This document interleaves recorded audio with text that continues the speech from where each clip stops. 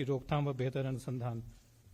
प्रशासनिक प्राथमिकताएं हैं जन सहभागिता में पुलिस तंत्र सशक्त करना, पुलिस के कार्य में तकनीकी दक्षता का अधिकतम उपयोग, कार्यों की कार्य दशा एवं दक्षता में सुधार तथा पुलिस परिसरों में सामुदायिक सेवाओं का उन्नयन।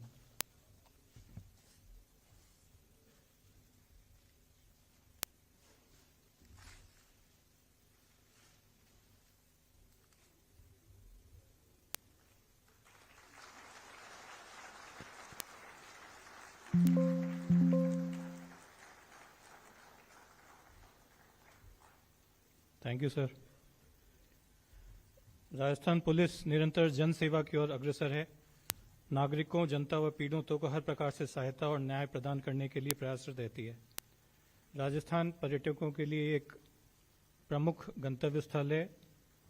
हर वर्ष लाखों मेहमान, सैलानी, पर्यटक यहाँ आते हैं।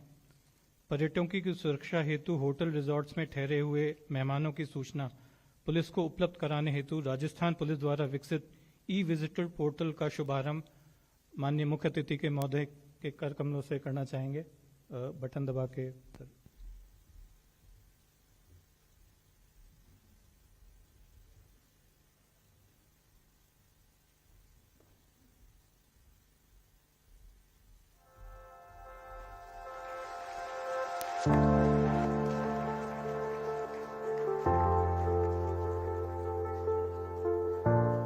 राजस्थान में आने वाले पर्यटकों की सुरक्षा तथा पर्यटकों की आड़ में असामाजिक तत्वों को आश्रय देने वालों पर नजर रखने के उद्देश्य से राजस्थान पुलिस द्वारा आश्रय स्थल के रिकॉर्ड्स को डिजिटल करते हुए ई विजिटर पोर्टल तैयार किया गया है।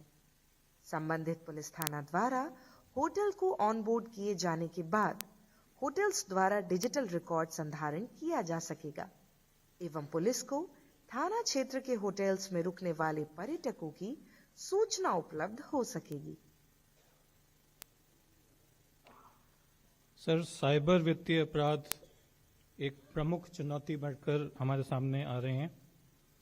इस हेतु साइबर वित्तीय अपराध में 10 लाख रुपए से अधिक की धोखाधड़ी के मामलों में 1930 हेल्पलाइन एनसीआरपी पोर्टल से प्राप्त शिकायतों को सीसीपीएस थानों पर स्वतः एफआईआर दर्ज करने की व्यवस्था का शुभारंभ भी आपके कर कमलों से करना चाहेंगे सर, बटन दबा के।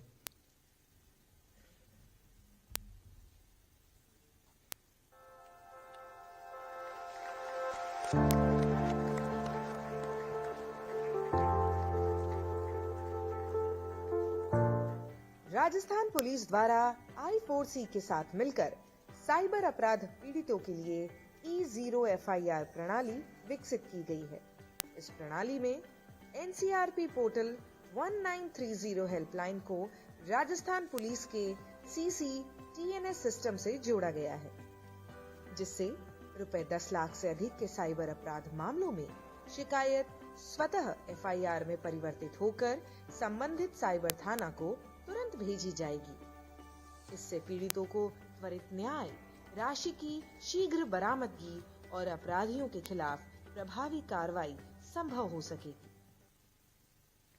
थैंक यू सर, बहुत बहुत धन्यवाद। अब सादर अनुरोध राजस्थान के यशस्वी सम्माननीय मुख्यमंत्री महोदय से वे अपने उद्बोधन और मार्गदर्शन से इस सम्मेलन को लाभान्वित करें। सर।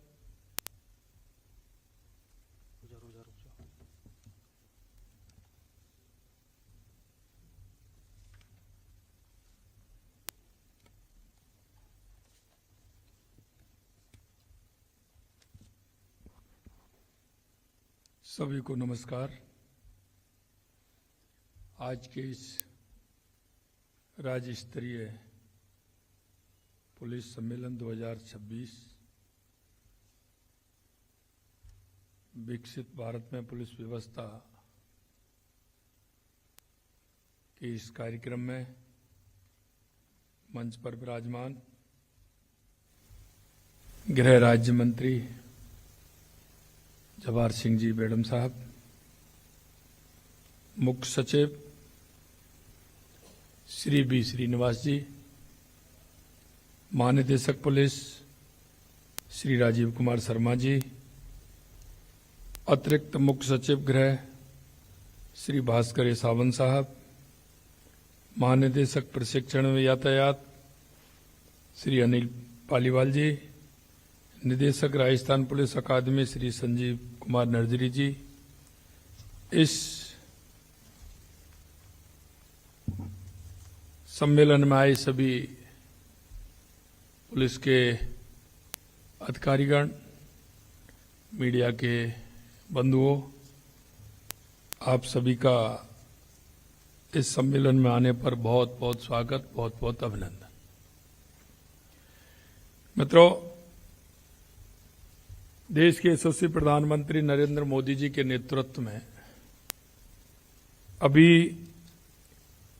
आपने देखा है कि 60वें पुलिस महानिदेशक महानिरीक्षक सम्मेलन में रायपुर में चर्चा हुई। ये हर साल सम्मेलन किसी न किसी प्रदेश की एक राजधानी में या किसी प्रमुख स्थान पर होता है और इसका प्रमुख उद्देश्य रहता है कि विभिन्न प्रदेशों के कानून व्यवस्था, देश की कानून व्यवस्था, उसको हमें चर्चा करते हुए हमारे देश की आंतरिक जो व्यवस्था है उसको किस प्रकार से ठीक करना है, हमारे साथ कौन कौन सी चुनौतियां हैं जिनको कि हमें उनके साथ चलना है। क्योंकि ये भी आप सभी जानते हैं कि अपराधी आज के समय में नई टेक्नोलॉजी के आधार पर कई तरह के अपराध बढ़े हैं, तो उनको रोकने के लिए पुलिसिंग को क्या करना है, ये सभी प्रदेशों को लेकर के पूरे देश की चर्चा होती है। और आज मैं समझता हूं कि उसी के आधार पर आज का ये सम्मेलन रखा गया है। मुझे बताया गया है कि इस 2 दिन के सम्मेलन में सभी चर्चा होने वाली है। राजस्थान वो प्रदेश है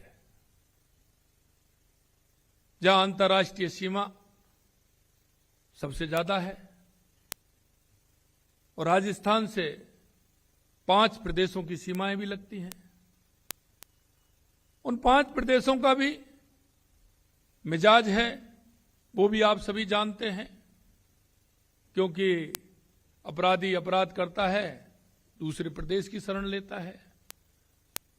एक तरफ सबसे बड़ी अंतर्राष्ट्रीय सीमा है तो एक तरफ 5 राज्यों की सीमाएं हमसे लगी हुई हैं। उसका अपराधी किस तरह से फायदा उठाता है। मित्रों, मैं कहना चाहता हूं कि हम सभी को देश के यशस्वी प्रधानमंत्री नरेंद्र मोदी जी के नेतृत्व में जो विकसित भारत 2047 का संकल्प लिया है, उस संकल्प को पूरा करने में कानून व्यवस्था का बहुत बड़ा काम होता है। क्योंकि जिस प्रदेश की कानून व्यवस्था ठीक हो, वहां के लोगों में शांति और सद्भावना हो,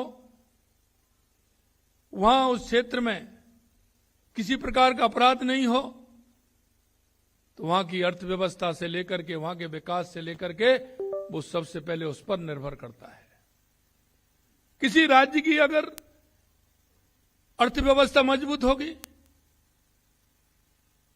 वहां का विकास होगा, तो निश्चित रूप से कानून व्यवस्था का बहुत बड़ा हाथ उसमें होता है और उसी के आधार पर राज्य बढ़ता है। मैं कह सकता हूं कि उस मंच के माध्यम से बेहतर पुलिस तकनीक का उपयोग, समुदाय का सहयोग, अपराधियों पर सख्त कार्रवाई जैसे महत्वपूर्ण उपायों पर चर्चा की गई थी। आज प्रदेश की पुलिस को उन उपायों को अमल में लाने के कुछ नए कदम उठाने की आवश्यकता है। पुलिस आपने सूचना तंत्र को मजबूत बनाए, पुलिस स्टेशन पर उपलब्ध खुफिया जानकारी का उपयोग क्षेत्र के अपराधियों को व्यवस्थित प्रोफाइल करने और सोशल मीडिया सहित उनके सभी गतिविधियों पर नजर रखने के लिए किया जाए। क्योंकि जिस तरह से आज के समय में अपराध बढ़ा है, हमें उससे आगे जाना होगा। नए नए तकनीकी के माध्यम से हम उसको कैसे नियंत्रित कर सकते हैं, इसमें हमें विचार करना होगा। मैंने एक दिन डीजी साहब को कहा था कि हमको एक इस तरह का तंत्र विकसित करना चाहिए जिसमें हमारे एक्सपर्ट हैं, चाहे वो हमारा साइबर क्राइम हो, उस पर एक हमें हर महीने 1-2 दिन की कार्यशाला उसमें करनी चाहिए, चाहे वो बीसी के माध्यम से करें। क्योंकि अपराध भिन्नता का होता है।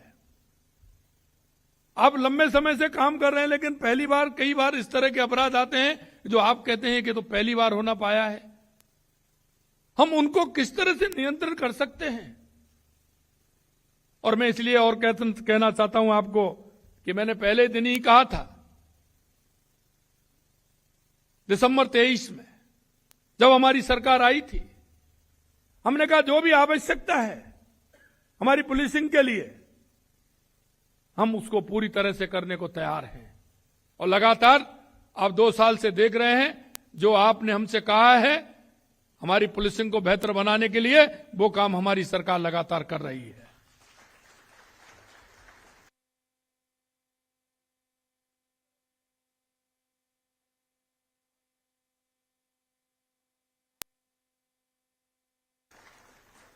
हम चाहते हैं, मैं इस बात के लिए धन्यवाद देना चाहूंगा कि भारत सरकार के उपक्रम क्षमता संवर्धन आयोग द्वारा राजस्थान पुलिस अकादमी को उत्कृष्ट संस्थान का दर्जा दिया गया है।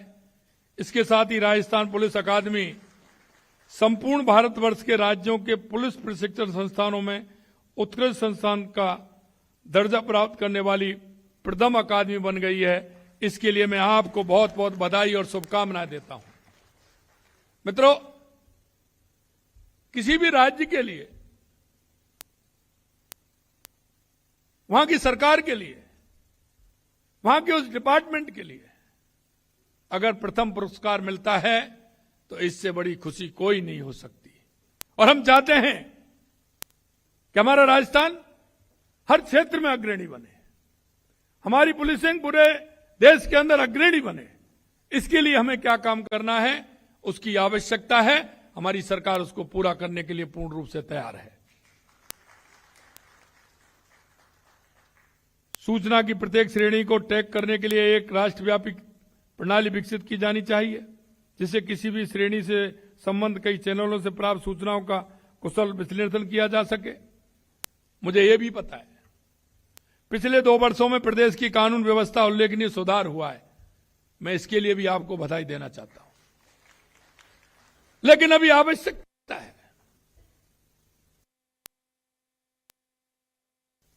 आवश्यकता है, कि हम उसमें और कैसे आगे बढ़ें, हम उसको और कैसे नियंत्रित करें। 2023 के मुकाबले अपराधों में 15% से अधिक की कमी आई है।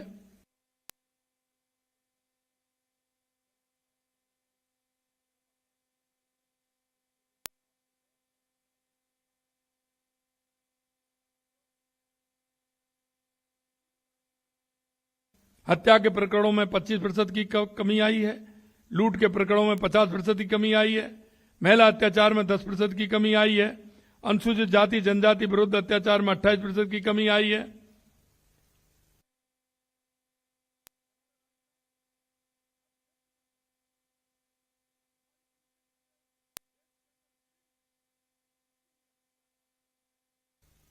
मित्रों, लेकिन फिर भी इसमें आवश्यकता है, हम और इसमें किस तरह से सुधार कर सकते हैं,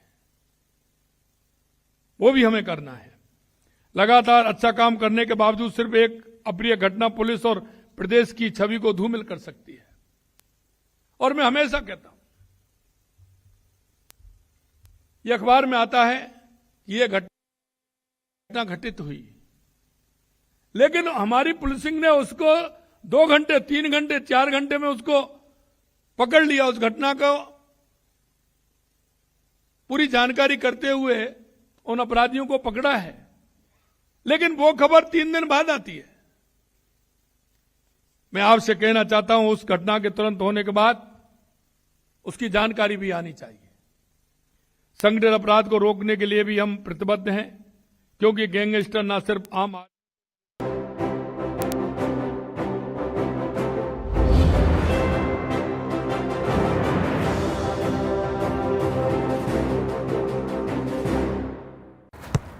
इसको तो फुटबॉल खेलना भी आ गया और इससे तो पियानो बजाने भी आ गया। चंद्रयान भी उतर गया चांद पर हमें अब तक टेस्टी राजमा बनाना नहीं आया। बिना MDH राजमा मसाला के टेस्टी राजमा कैसे बनेगा? स्वादिष्ट राजमा के लिए MDH राजमा मसाला। क्या स्वादिष्ट राजमा बनाए? MDH। अगर आप बनना चाहते हैं एंकर या फिर आप में है जुनून एक तेज तर्रार न्यूज रिपोर्टर बनने का, तो आप ज्वाइन करें ITV और इंडिया न्यूज एक्स का media school. ITV next media international school का कोर्स आपको मौका देता है देश के दिग्गज एंकर्स के साथ काम करने का। ITV next media international school में आप बेहद नजदीकी से देख पाएंगे किस तरह से ITV नेटवर्क के दिग्गज पत्रकारों की टीम दिन रात खबरों पर काम करती है। इस कोर्स के दौरान आप सीखेंगे एंकरिंग की एक एक बारीकी उन एंकर्स के साथ जो देश को रखते हैं हर खबर से बाखबर। ITV next media international school का ये कोर्स आपके एंकरिंग स्किल्स को करेगा इतना सशक्त, मजबूत, जिससे आप बनेंगे पत्रकारिता की दुनिया का वो चमकता चेहरा जो दुनिया देखेगी और पसंद करेगी।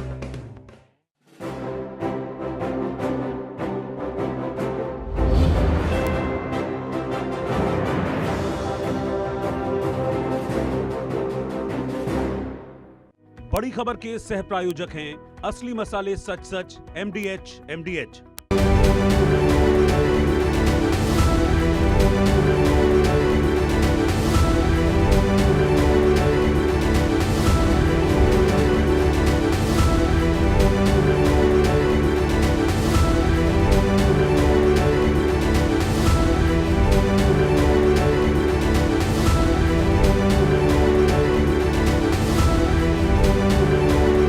अदरक की हुई कुटाई, चाय की पतीली चढ़ाई, कैसी बनी चाय? सिर्फ अदरक से चाय का स्वाद नहीं आएगा। नहीं आएगा बेटा, चाय का असली टेस्ट MDH+ से ही आएगा। लौंग, हरी इलायची से भरपूर MDH इंकस मसाला। मसाले सच सच MDH। इम्तियाज जी के फादर को बीमारी के कारण अचानक हॉस्पिटल में एडमिट होना पड़ा। पॉलिसी बाजार की टीम ने हॉस्पिटल पहुंचकर लाखों का क्लेम अप्रूव करवाने में पूरी हेल्प की। पॉलिसी बाजार पर 1 करोड़ का हेल्थ इंश्योरेंस सिर्फ 550 रुपए महीने से शुरू।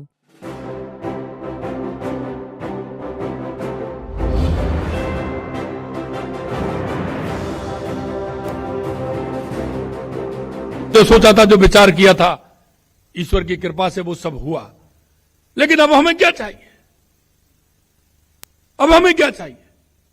जरा हम उन पीछे के समय को ध्यान में करें कि हम जब आए थे तो हमारे विचार में मन क्या था, आज हमारे मन की बदलने की स्थिति बनी तो क्यों बनी?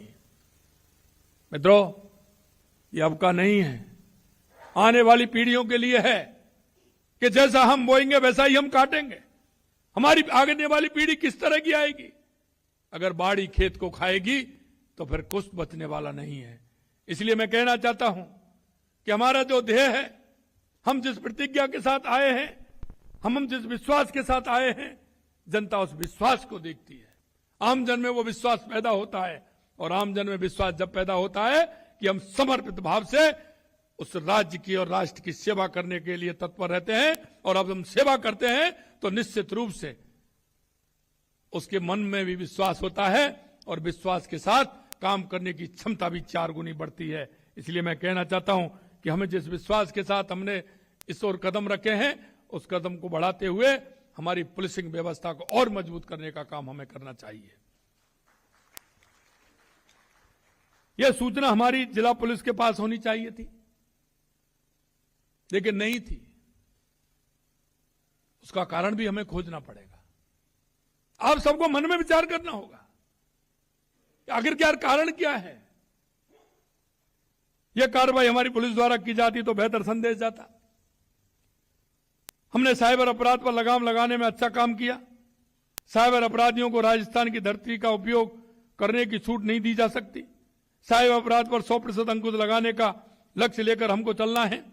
अभी हुए डिजीफैक्ट और एआई कॉन्फ्रेंस में मैंने लोगों में तकनीकी को लेकर आत्मविश्वास देखा। जिस तरह के छात्र युवा उस कार्यक्रम में उन्होंने भाग लिया। आपकी यह जिम्मेदारी है कि डिजिटल अरेस्ट और ऑनलाइन ठगी के मामले में त्वरित कार्रवाई कर आमजन का यह विश्वास बहाल रखना है, क्योंकि लोगों को मोबाइल से डर लगने लग गया कि कहीं हमारे पास कोई इस तरह की साइबर की घटना नहीं हो जाए। और ऐसे लोगों को अगर जब आप खुलासा करते हैं तो उसका पूरा तरह से दीजिए कि आप चिंता मत करिए, जिससे आमजन में विश्वास भी उसका बढ़े। आज जब हम विकसित राजस्थान के संकल्प के साथ आगे बढ़ रहे हैं तो सुरक्षा और कानून व्यवस्था उसकी पहली शर्त है। और आपने देखा है 2 साल के अंदर हमने पहली साल में राइजिंग राजस्थान किया। 35 लाख करोड़ के एमओयू हुए, 8 लाख करोड़ के हमारे धरती पर उतर रहे हैं। लेकिन हमें यह देखना होगा कि आने वाले व्यक्ति को किसी तरह की कोई परेशानी नहीं हो। उसको ऐसा नहीं लगे कि मैं राजस्थान में निवेश करने आ गया लेकिन मेरे को परेशानी आ रही है। और मैं हमेशा कहता हूं मेरे भाइयों, क्योंकि ये वो विभाग है, ये कहावत है, टूटी फूटी ठठेरे के द्वार। इस भाषा को समझ रहे हैं आप? कहीं भी कुछ भी हो, कोई भी करे, लेकिन आपके ऊपर आना ही है। उसका सुधार अगर कोई करेगा तो यह डिपार्टमेंट ही करेगा। कुछ भी हो रहा है लेकिन आपके पास आना है, और इसलिए उसका रास्ता भी आपको ही निकालना है। यह व्यवस्था आपको ही बनानी है, उसका विश्वास आपको ही जीतना है। क्योंकि अगर वो कोई भी परेशान उस व्यक्ति को करता है और वो जाकर के ये कहता है कि मेरे को परेशान किया है, तो पहला सवालिया निशान हमारे ऊपर ही लगता है। मेरे भाइयों, मैं इसलिए कहना चाहता हूं कि हमारे क्षेत्र में आगे बढ़ते हुए किसी को किसी भी तरह की परेशानी नहीं हो, यह विश्वास आने वाले हर व्यक्ति को दिलाना है तो हम ही को दिलाना है। अभी मैं देख रहा था पर्यटन को लेकर के आपने जिस तरह से काम किया है और आपने संदेश दिया है, कोई भी विभाग हो, मैंने ये भी कहा था कि हम हर क्षेत्र में हमारे ऐसे साथी भी हम बनाएंगे। वो समाज के लोग होंगे, वो संस्थाएं होंगी, उन संस्था काम करना चाहती हैं, उनका सहयोग लेकर के हम काम करें। हम व्यक्ति भी बनाएं। सीएलजी के व्यक्ति हैं, इसलिए हम पर्यटन स्थलों पर भी व्यक्ति बनाएंगे अपने। पर्यटन भाई होगा, पर्यटन बहन होगी। हम ऐसे स्थानों पर जहां ज्यादा आवश्यकता है, हॉस्पिटल है तो वहां से भी हम कुछ लोगों को बनाएंगे। बस स्टैंड है तो वहां भी हम बनाएंगे। विद्यालय तो उसके 4-5 जहां विद्यालय स्थापित है वहां के लोगों को हम साथ में लेंगे, क्योंकि वो आपको कई सूचना दे सकते हैं, कई विमर्श आपके साथ कर सकते हैं। ऐसे लोगों को अगर हम साथी बनाएंगे तो निश्चित रूप से वो हमारे सहयोगी होंगे। पुलिस थानों में यह व्यवस्थित हो, अपराधियों में भय हो, वो पुलिस थाने की तरफ देखे भी नहीं, लेकिन आमजन में यह विश्वास हो, वो आराम से आए और वो कहें कि मेरी ये वो स्थान है जहां मेरे को हर तरह से सुरक्षा भी मिलेगी और मेरा सम्मान भी होगा, मेरा मान भी होगा। इस तरह का भाव उनमें पैदा हो, क्योंकि लोग उससे दूर नहीं रहे, नजदीक आए। अगर दूर वो रहे जो अपराधी हैं, जो समाज में वैमनस्यता फैलाना चाहते हैं, वो अपराध के कारण लोगों को डराना चाहते हैं, वो उससे डरे। मैं आपसे यह भी कहना चाहता हूं कि हमारे मन का विश्वास आम जन में हो, हमारा संपर्क भी हो। हम लोगों से, अच्छे लोगों से संपर्क करते हुए कई अपराधों को ऐसा कि हम अपराध से पहले ही उनको पता लगा लेते हैं की अपराधियां नहीं हो, लेकिन उसमें हमारा संपर्क बहुत आवश्यक है। थानों के और पास हमारा संपर्क हो, सीओ जहां है, सीओ अपने ऐसे लोगों के संपर्क जिस किसी तरह का अपराध नहीं हो, वहां के लोगों से हमारा अगर व्यवहार ठीक प्रकार से रहेगा, उनसे संपर्क रहेगा, समय समय पर महीने में हम उनको 1-2 बार बुलाएंगे तो निश्चित रूप से उनका विश्वास भी बढ़ेगा। वो आपको चुपके से बताएंगे कि यहां इस तरह की घटना है, तो हम उन घटनाओं को पहले से रोक सकते हैं। आपको पहले से वो पूर्व आंकलन करना होगा कि प्रदेश में लगने वाली हमारी औद्योगिक इकाइयों को लेकर किसी प्रकार के विरोध प्रदर्शन की आशंका तो नहीं है, क्योंकि व्यक्ति का स्वार्थ कहीं भी झलक सकता है। व्यक्ति व्यक्ति होता है, लेकिन सरकार की प्राथमिकता अलग होती है। हम उसको व्यक्ति से नहीं जोड़ सकते। व्यक्ति के मन में किसी तरह का भाव होगा, लेकिन हमें आम जन की सेवा करनी है। हमें राज्य के लोगों को किस तरह से लाभ मिले, हमें उसकी ओर चलना है। इसलिए हमें यह भी देखना होगा, ऐसे विरोध प्रदर्शन से केवल शांति व्यवस्था ही भंग नहीं होती, बल्कि उससे उद्यमियों और निवेशकों के मन में भी प्रदेश के नकारात्मक छवि बनती है और वे निवेश करने से कतराने लगते हैं। हमारी सरकार महिलाएं, अनुसूचित जाति, जनजाति, वंचित, कमजोर वर्ग सहित समाज के प्रत्येक वर्ग को त्वरित न्याय दिलाने हेतु कृत संकल्पित है। इस संकल्प को पूरा करने के लिए आपको पुलिसिंग के साथ संवेदनशीलता को भी उपयोग करना होगा। इसमें आवश्यकता है 2-3 जिलों का मैं जिक्र करना चाहता हूं। पाली, करौली जिलों में महिला अपराध तथा चित्तौड़गढ़ और ब्यावर जिले को अनुसूचित जाति जनजाति मामलों में अच्छा काम करने की आवश्यकता है। और अगर हम अच्छा काम करेंगे तो निश्चित रूप से उसका भी आंकलन होगा। मैंने हमारे गृह सचिव जी और डीजी साहब को कहा है कि हर महीने की हमारी रिपोर्ट भी होनी चाहिए। अच्छे काम करने वालों को हमें किसी न किसी एक अवसर पर हमें उन्हें सम्मानित करना चाहिए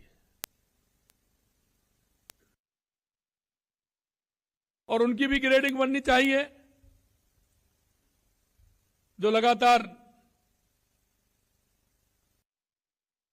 उनको कहने के बावजूद भी उनका काम ठीक नहीं है, तो उनकी भी होनी चाहिए। उनको भी क्या करना चाहिए, यह भी विचार आवश्यक है, क्योंकि हम एक तराजू में नहीं तोल सकते। काम करने वाले को जो अच्छा काम करता है और उस व्यक्ति को जो काम के नाम पर हमारी पुलिसिंग को बदनाम करता है, दोनों में बहुत बड़ा अंतर है और इस अंतर को भी हमें देखना होगा। और मैं कहना चाहता हूं कि इस अंतर को देखने के लिए हर महीने हमारी रिपोर्टिंग भी हो और वो रिपोर्टिंग पूरी तरह से जाए और उसमें भी हमारे एक कमेटी बन करके उसका भी विचार करें, जिससे कि हमारे पुलिस में अच्छा काम करने वाले हर व्यक्ति को उसका सम्मान भी मिलना चाहिए और सम्मान राज्य में नहीं समाज में भी मिलना चाहिए, जिससे कि उसको आने वाले लोग और आने वाली युवा पीढ़ी भी देखे कि अच्छा काम करने वाले का किस तरह से सम्मान होता है। मित्रों, आज आवश्यकता इस बात की भी है क्योंकि आप वो लोग हैं जो लोग आपकी तरफ देखते हैं, लोग आपका अनुसरण करते हैं।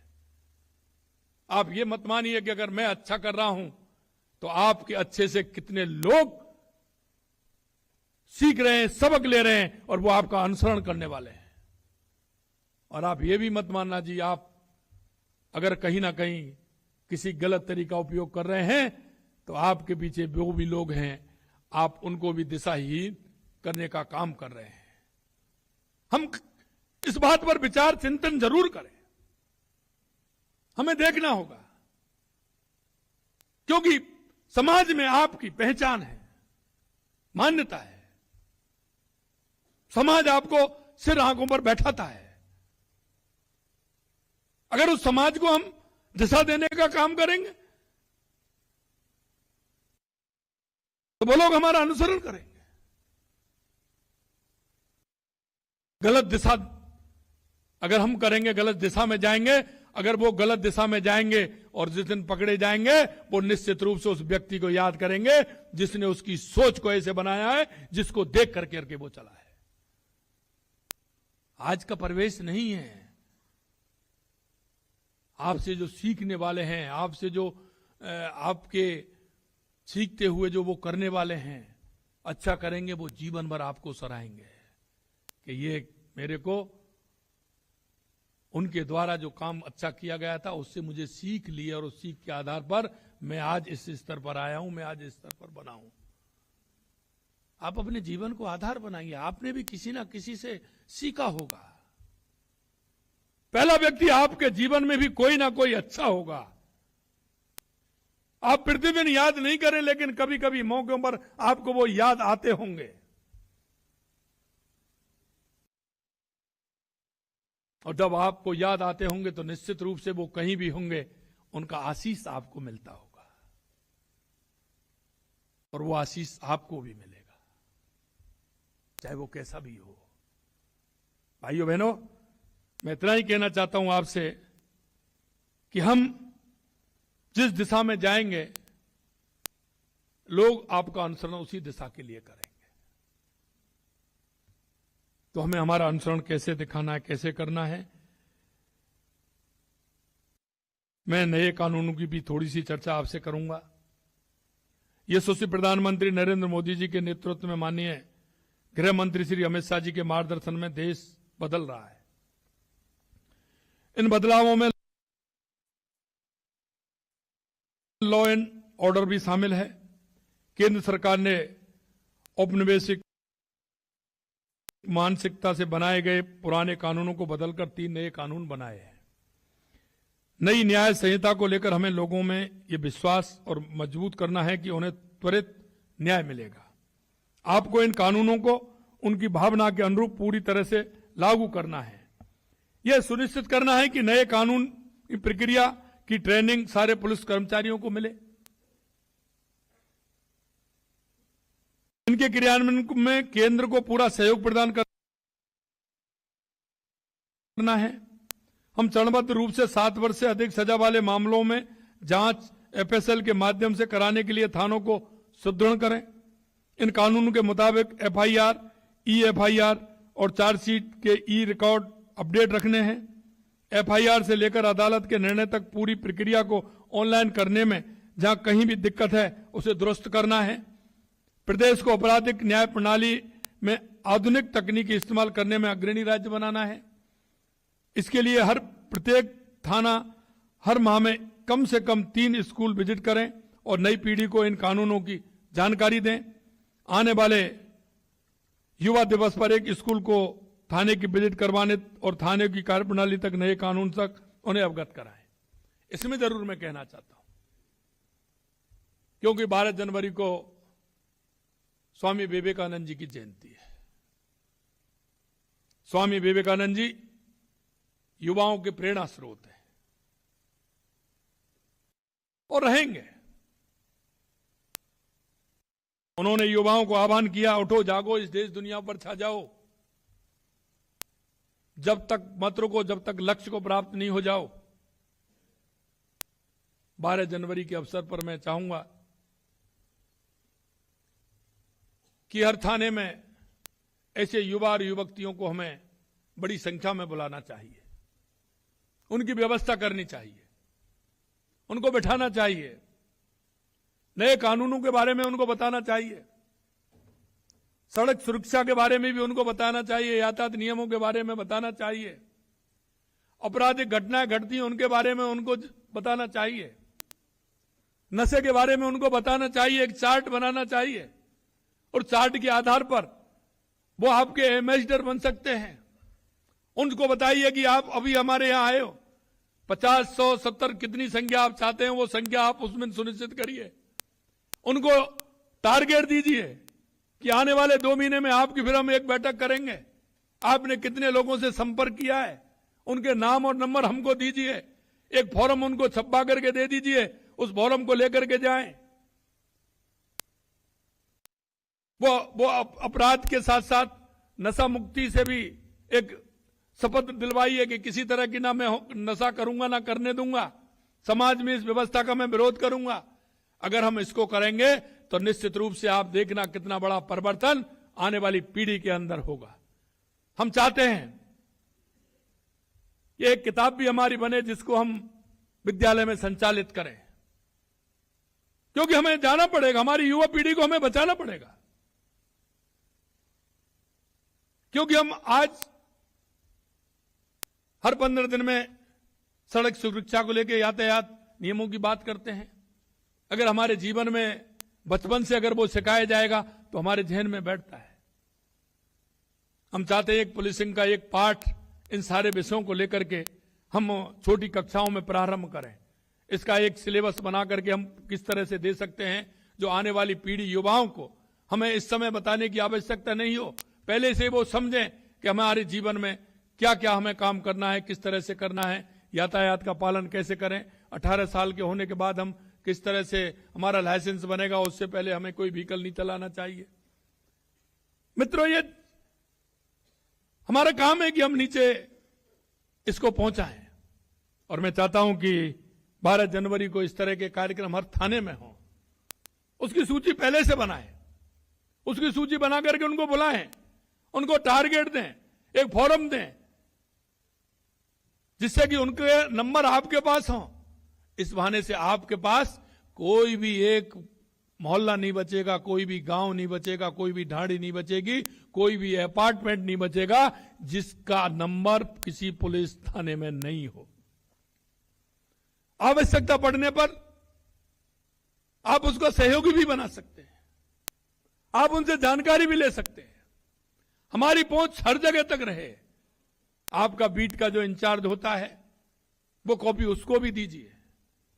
और मैं हमेशा कहता हूं कि यह भी हमें करना चाहिए, क्योंकि अपराध को रोकने के लिए यह भी आवश्यक है कि जो हमारा शहर हो या कस्बा हो, उसमें जितने भी सीसीटीवी कैमरा लगे हुए हैं उनकी जानकारी भी हमारे उस बीट अधिकारी को और उस थाने को होनी चाहिए। क्योंकि वहां से निकलने वाला अपराध कहीं ना कहीं पकड़ में आए, उसकी सूची अगर आपके पास रहेगी तो आपको यह रहेगा कि अगर उधर होकर अपराधी गया है तो आप वहां से तुरंत उसकी जानकारी करके उसको मंगा सकते हैं। हमको तुरंत कार्रवाई करने के लिए बहुत बड़ा योगदान उसमें हमारा मिलेगा। जहां आवश्यकता है हर तिराहे चौराहे पर हम उसको आंकलन करें, वहां भी हम सीसीटीवी कैमरे लगाने की व्यवस्था कैसे कर सकते हैं। आने वाले समय में हम ये भी करने वाले हैं कि हमारे विधायकों को जो हमारा विधायक कोष का पैसा मिलता है, हम उससे भी कहीं ना कहीं 10%, 5% उसमें भी हम प्रावधान रख रहे हैं कि उसमें भी कहीं आवश्यकता हमारी पुलिसिंग को यह लगे कि यहां सीसीटीवी कैमरा लगना चाहिए, जहां अपराधियों का निकलने का एक रास्ता एक यही है, तो वहां भी हम उस व्यवस्था को ठीक प्रकार से करें जिससे भी किसी भी तरह से अपराधी निकल नहीं पाए। इस व्यवस्था को हमें सुनिश्चित करना है।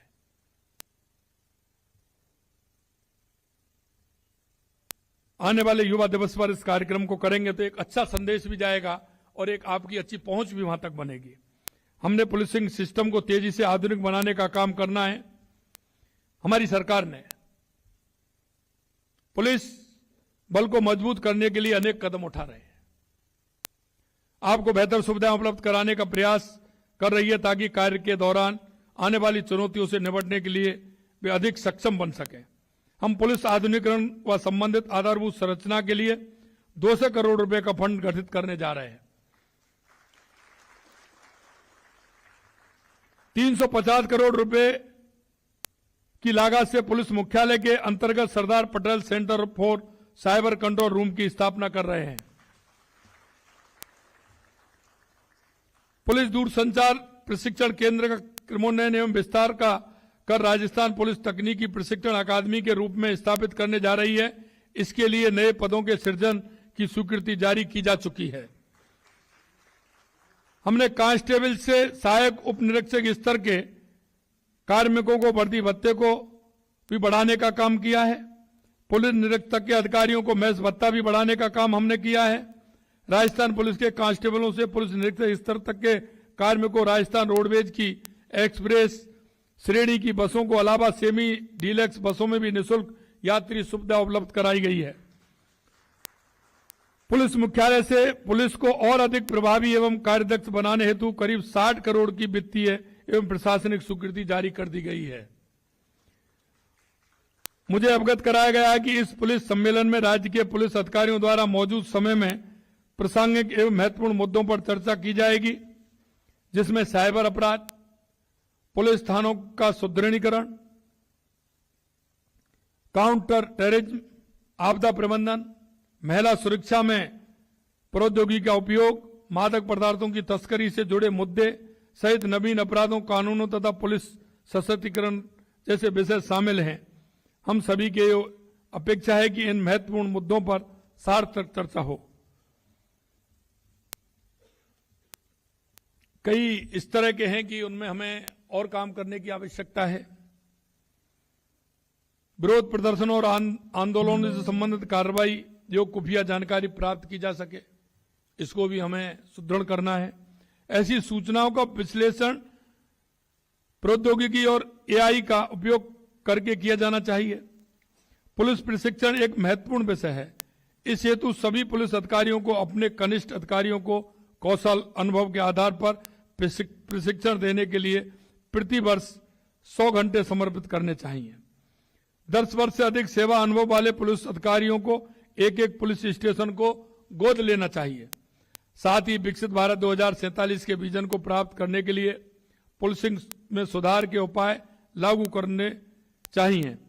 पुलिस को डेटा आधारित न्याय वितरण और आंतरिक सुरक्षा में बेहतर परिणाम सुनिश्चित करने के लिए एआई से जोड़कर राष्ट्रीय खुफिया ग्रिड का उपयोग करना चाहिए। सामुदायिक पुलिसिंग हेतु राज्य एवं केंद्र शासित प्रदेश पुलिस को युवाओं को सकारात्मक ऊर्जा को देश के समग्र हित के लिए उपयोग में लाने और उसे सही दिशा देने के लिए नवीन तरीके खोजने चाहिए, जिससे सरकार और समाज दोनों का समग्र दृष्टिकोण अपनाया जाए। पुलिस को ऐसे व्यक्तियों, समूहों के जुड़ने के लिए तंत्र विकसित करना चाहिए जिनका रचनात्मक और सकारात्मक दृष्टिकोण हो। वो मैंने इसीलिए आपको कहा कि अगर इनको आप जोड़ेंगे तो एक बहुत अच्छा फायदा पुलिसिंग को होने वाला है। जैसे हेल्पलाइन पर जनता की समस्याओं को सुनता हूं, ठीक उसी तरह आपको भी पुलिस हेल्पलाइन पर आम जन की समस्या को सुनकर उसका समाधान करना होगा और ये हमें लगाना होगा। और मैं चाहता हूं कि इसकी व्यवस्था और सुदृढ़ हो, क्योंकि हो सकता है आपको उस हेल्पलाइन पर ऐसे अपराध की सूचना आए जो अपराध घटित होने वाला है और उस सूचना से आप उसको रोक सकते हैं। यह भी बहुत बड़ी बात होती है कि हम घटना से पहले उसको रोकना बहुत आवश्यक होता है। हम सभी की अपेक्षा है कि इन महत्वपूर्ण मुद्दों पर सार्थक चर्चा हो तथा वर्तमान परिप्रेक्ष्य में पुलिस के समक्ष आ रही चुनौतियां तथा बेहतर पुलिसिंग के लिए हम यहां कुछ सारगर समाधान लेकर जाएं, क्योंकि जितना हम आगे बढ़ेंगे चुनौतियां आती हैं, लेकिन उन चुनौतियों से किस तरह से निपटा जाए इसके लिए भी हमें काम करना है। और हमको बेहतर संसाधन की आवश्यकता उसके लिए होती है। मैं आपको इतना विश्वास दिलाता हूं कि बेहतर संसाधन के लिए हमारी सरकार किसी भी प्रकार की कोई कोर कसर नहीं छोड़ेगी।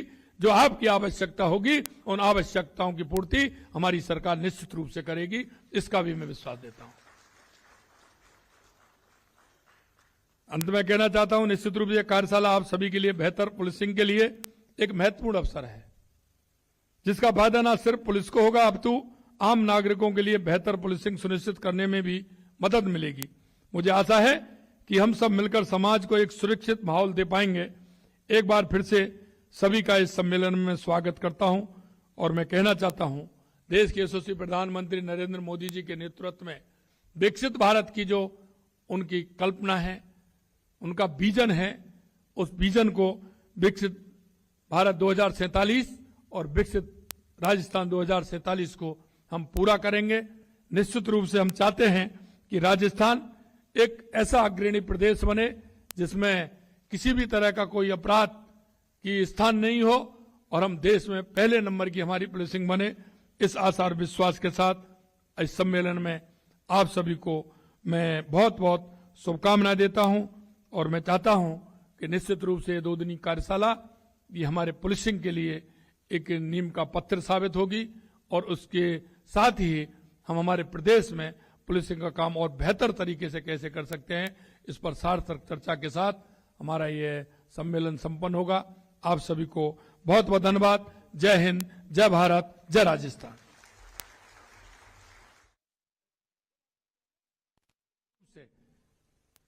उसके मन में भी विश्वास होता है और विश्वास सभी बातों का आत्मसात करें। सर, ये बताते हुए बेहद हर्ष हो रहा है कि नवीन आपराधिक विधियों के क्रियान्वयन में आज राजस्थान देश में तृतीय स्थान पर है और हम आपके मार्गदर्शन में निरंतर प्रगति कर रहे हैं। सर, आज का प्रथम सत्र बेहद महत्वपूर्ण है।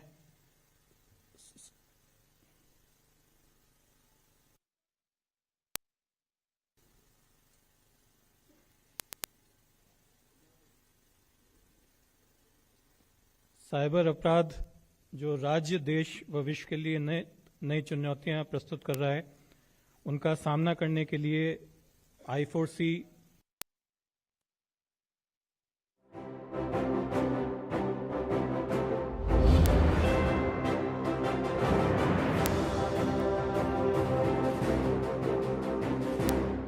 अदरक की हुई कुटाई, चाय की पतीली चढ़ाई, कैसी बनी चाय?